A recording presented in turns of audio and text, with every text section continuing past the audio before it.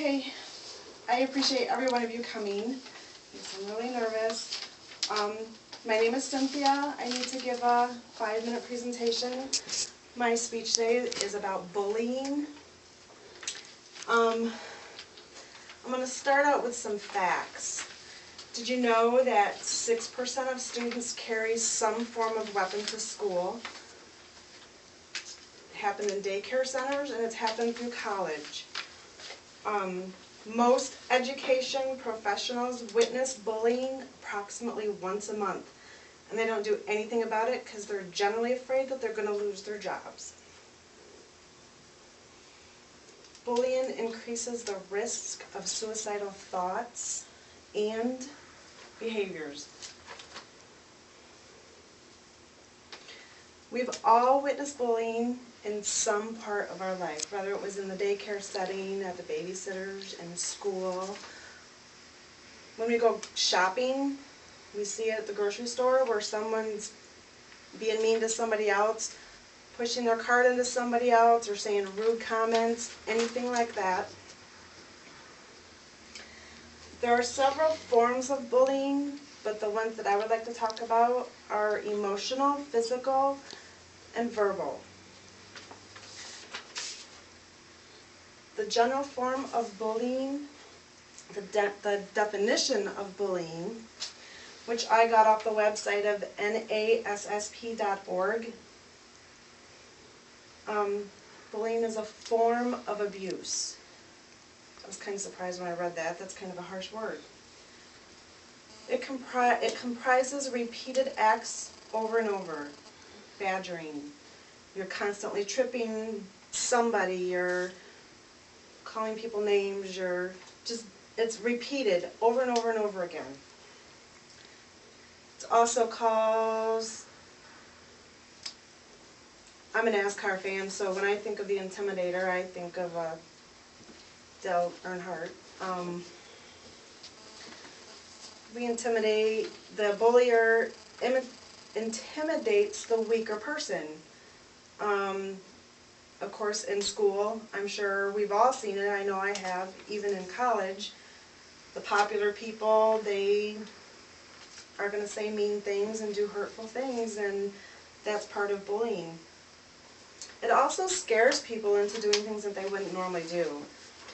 Something that I witnessed actually in my office, one of our girls at the front desk was forcing somebody else to do part of her job, and nobody was stepping in to take care of that, and it kind of got out of hand, and the boss had to step in.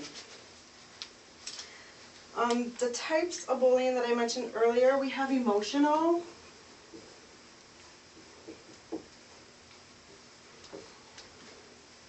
That involves behaviors that upset, exclude, or embarrass a person. Examples, we have nasty notes,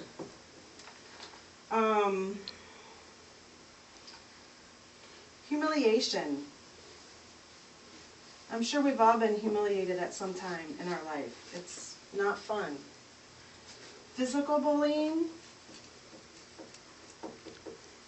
involves putting harm to somebody's body. Hitting, slapping, pulling hair, kicking, all of that. We also have verbal. Verbal is saying something against a person or at a person that would hurt their feelings. Sarcasm, loudness, telling somebody they're stupid, fat, ugly, all of that. We have effects that happen, the cause of bullying. It ranges from just the moment that it happens, you hurt somebody's feelings. Long-term effects happen too. There's increased thoughts of suicide. A person gets bullied their whole life, they're going to think that they're not worth anything. They're not going to want to go out into activities, be with friends. They're just not going to be social.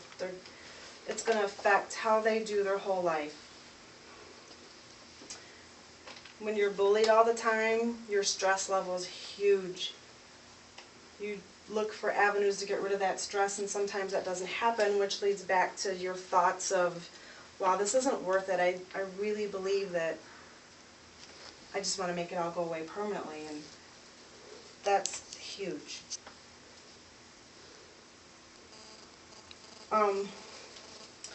There's also health complications. In the research that I was doing, the biggest health complication is post-traumatic stress disorder. If you're the little kid in school that's being picked on and beat up on all the time by the big people, your self-confidence level goes down to 0. So when you're an adult and you're out in the workforce, you're going to think that you're not worth anything. You're not going to continue your education, so you're going to have that job that nobody else wants because you feel that you're not worth that. Depression. I know even just for a simple little thing, if I get in an argument with even my children, it depresses me. And if you're being bullied through your whole life, or even just through a semester in school or a week at work, you're depressed, and that depression just rolls right over into everything else. It makes you more stressed. It makes your self-worth less. There's a higher risk of depression and anxiety. You're sad, you're lonely. If you're depressed, nobody's going to want to be around you because then you're going to depress all your friends. And so if your friends aren't around, then there comes the loneliness. And it all is just this huge circle, because if you're not with your friends because you're depressed, then your stress is going to go up. You have no way to get rid of that stress. It also changes your sleeping and eating patterns. I know when I'm stressed, I don't sleep. And when I'm stressed, unfortunately, I eat. So it can either change your eating habits to malnourished, or it can make you an obese person. I know when I'm sleepy and I can't sleep because I'm stressed or anything like that, I am one grumpy person.